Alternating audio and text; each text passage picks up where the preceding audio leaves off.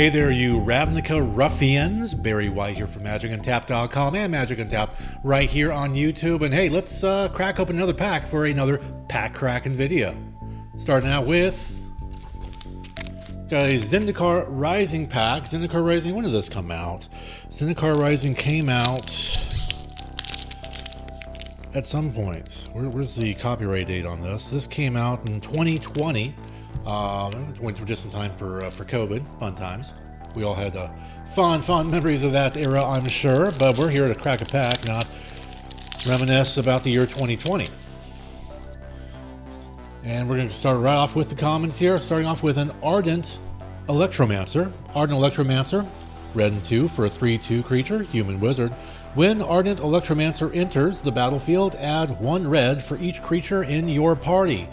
The party mechanics, something they did in Zendikar Rising, where you kind of put an adventuring party together, and it even says right here, your party consists of up to 1 each of Cleric, Rogue, Warrior, and Wizard. So get the party together and go adventuring, and well, more just take advantage of mechanics within the game of Magic the Gathering. Next card we have Negate, good old classic reprint. Negate. Blue and 1, instant, counter target, non-creature spell. Pretty cut, pretty dry, pretty effective. Card 3, we have a Mesa Lynx. Mesa Lynx is a 2/1 for white and 1, creature cat. As long as it's not your turn, Mesa Lynx gets +0/+2. Turns into a 2/3 on your opponent's turn. 2/1 on your turn. Natively, that is. Moving on to a green card, we have Might of Murasa.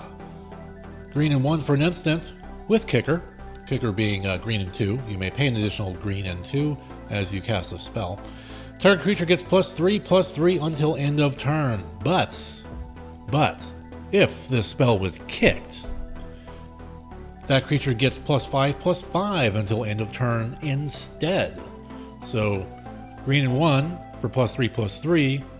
2 green and 3 for +5/+5.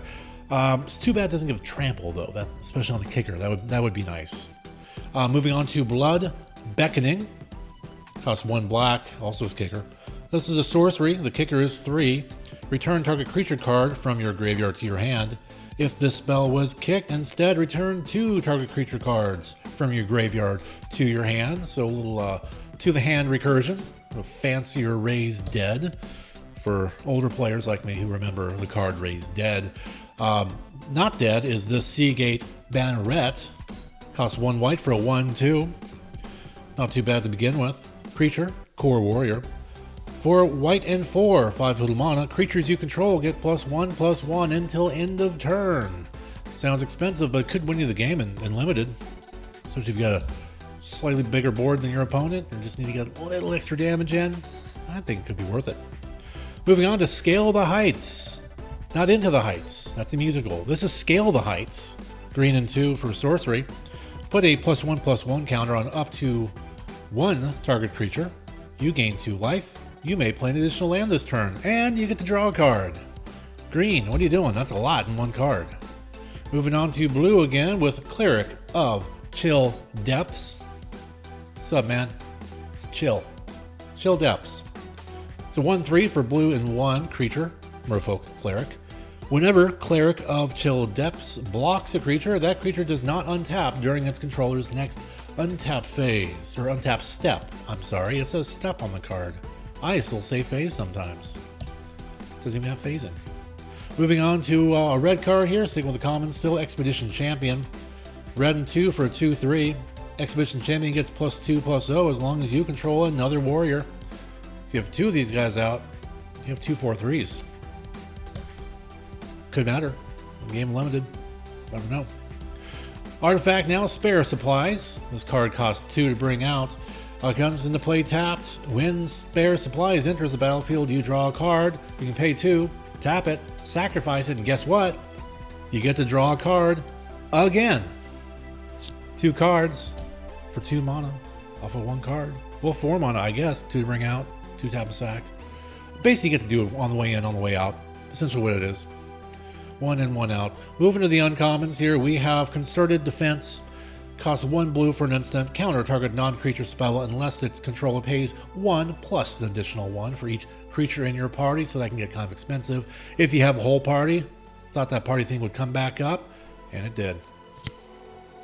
With concerted defense.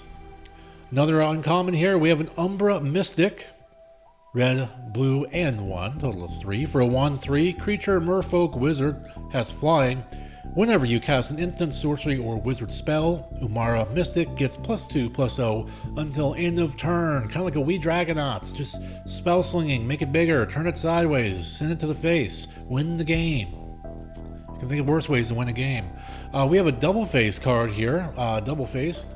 And I drop the card. And I pick up the card on the other side. Oh my gosh. Okay, no, this is an Akum Warrior. Red and 5 for a 4/5 creature, Minotaur Warrior with trample, but if you flip it over, we'll find out that it's also Akum Teeth. Comes into play tapped, and taps for red. Well, la-di-da, how do you like that? Moving on, we have a Mythic Rare, Planeswalker Mythic Rare. This is Jace Mirror Mage. 2 blue and 1 for a legendary Planeswalker Jace. Comes into play with 4 loyalty. It has kicker 2. Might be the only Planeswalker with kicker. Might be. I feel like there might be one more, or I think something similar. Maybe Casualty? Either way, this one has kicker of 2. When Jace Mirror Mage enters the battlefield, if Jace was kicked, create a token that's a copy of Jace Mirror Mage, except it's not legendary and it has starting loyalty of 1. So you could end up with 2 of these for 2 blue and 3, 5 total, or just 2 blue and 1, and you just get the OG card here.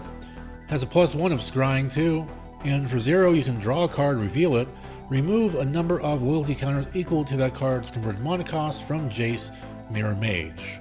So in theory, if you have to, you can use 1 to scry, and if you want that card, you can use the other one to pop it in your hand right away.